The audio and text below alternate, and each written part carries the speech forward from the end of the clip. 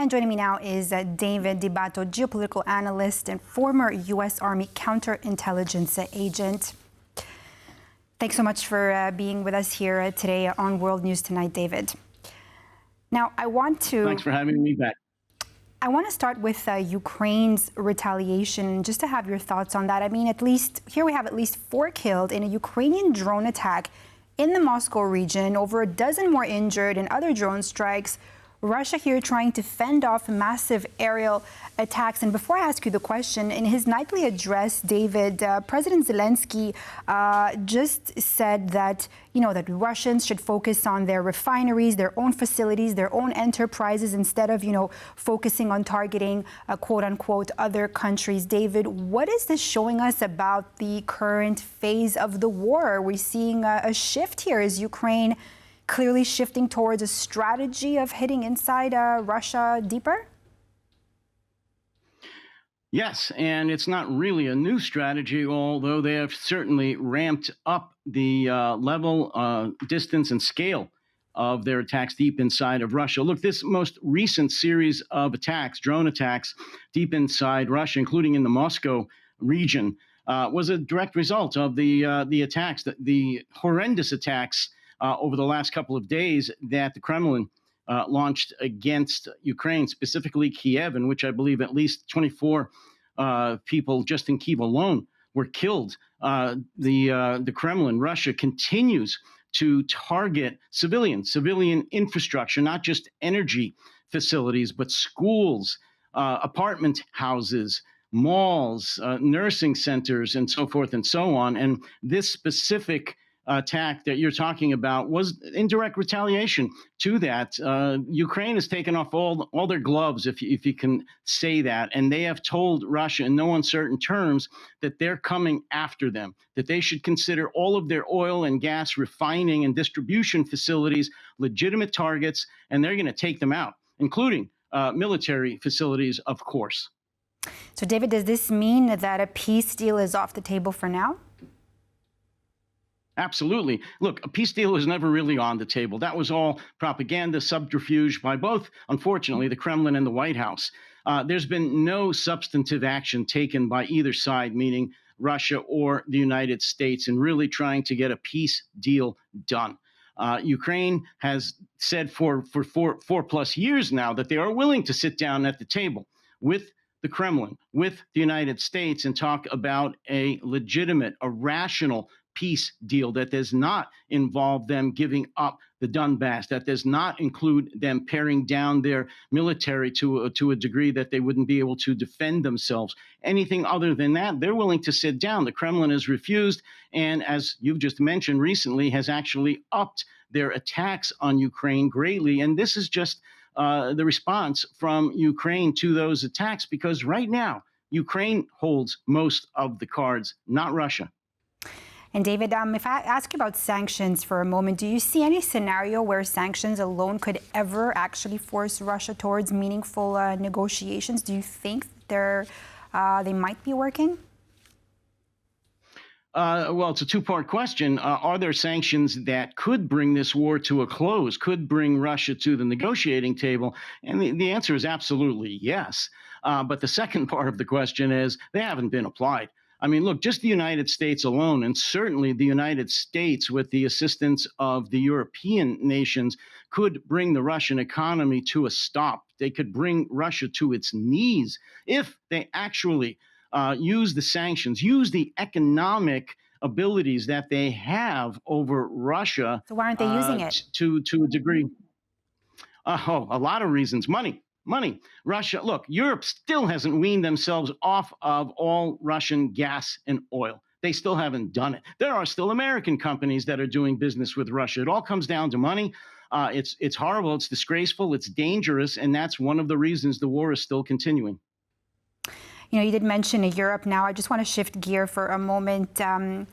David, the Pentagon has canceled plans to deploy 4,000 U.S.-based troops to Poland and a separate reduction of some 5,000 troops in Germany, if I'm not mistaken. My question to you, do you think this was planned? To a degree, yes. It's no secret that the Trump administration has been wanting to downsize American troops in Europe, specifically NATO countries, for a very long time. But the most recent troop reductions, the 5,000 that you mentioned in Germany and the 4,000, that was part of a rotational situation that was supposed to go to Poland on a temporary basis. No, I don't think they were planned very long at all. And from all the information available, they were not reported. Specifically, the 4,000 number was not reported or given to the Polish authorities. They were blindsided. Our own Congress is screaming that they were blindsided. So, to a degree, the troop withdrawal from Germany was discussed and planned for quite a while. The 4,000 that were rotating into Poland, no. I think this was a direct result of Trump's anger at NATO countries not supporting him in Iran. Now, like if we take specifically Poland, right? I mean, being one of, the United States' closest allies, be it on spending heavily on defense, on buying U.S. weapons. I mean, let's forget about I won't even mention the relationship between, President Karol Nawrocki and Donald Trump. So, I mean, how damaging do you think that this is going to be politically for Warsaw? It's not going to be good, but let me just mention that you're correct. And I should have said that Poland is, of course, the country that's been almost the most agreeable to increasing their defense budgets. They have done virtually everything that the Trump administration has asked them in terms of increasing their defense budget, their defense capabilities. But look, let me just say this. Being close to Donald Trump, giving him compliments, and doing everything he wants has never stopped him from, in quotes, throwing people under the bus. Remember Michael Cohen, his lawyer, John Bolton, former National Security Advisor, James Comey, former FBI Director, John Brennan, former CIA Director. They are all either under indictment or, in Cohen's case, he served a 3-year prison sentence for going against Donald Trump. So in terms of Poland, just doing as Donald Trump asks you has never been a guarantee that he's not going to turn against you and do something really irrational, like withholding the 4,000 troops from rotating to Poland. And in general, if I'd have to ask you, how is this going to look like, and what's it going to mean for NATO's security now on its eastern flank? NATO, especially on the eastern flank, is doing what they need to do. Although I've said many times they're not doing it fast enough, in my opinion. They finally realize, whether they say so in public or not, that they are pretty much on their own, meaning they're not under the American umbrella any longer. They are, for the most part, going to have to see to their own defense needs. The recent incursion into Latvia with drones, before that, Estonia, Lithuania, they are going to have to do this on their own. And to be honest with you, they need to look to Ukraine. Ukraine already is entering new partnerships with several European countries, including Poland, about supplying their expertise in not only drone warfare, anti-drone warfare, and their defense capabilities, their defense industry. So I believe that Europe is going to look to Ukraine as opposed to the United States. And between Ukraine and Europe, they are going to build their own defensive capabilities against Russia, unfortunately, without the United States. That's just the way it has to be. David, and just finally, I want to ask you, do you think that Donald Trump's decision with doing everything here is actually a gift to Vladimir Putin by sidelining Europe this way? Absolutely.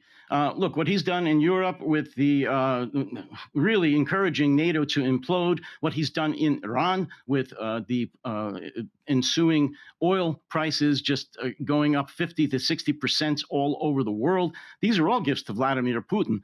It's no secret that Donald Trump admires Putin.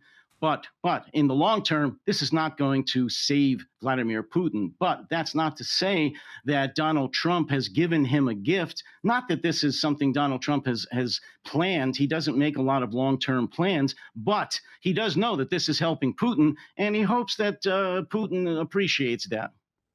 Thank you so much for all your insight here, David DeBatto, geopolitical analyst, former U.S. Army counterintelligence agent, for being my guest here on World News Tonight.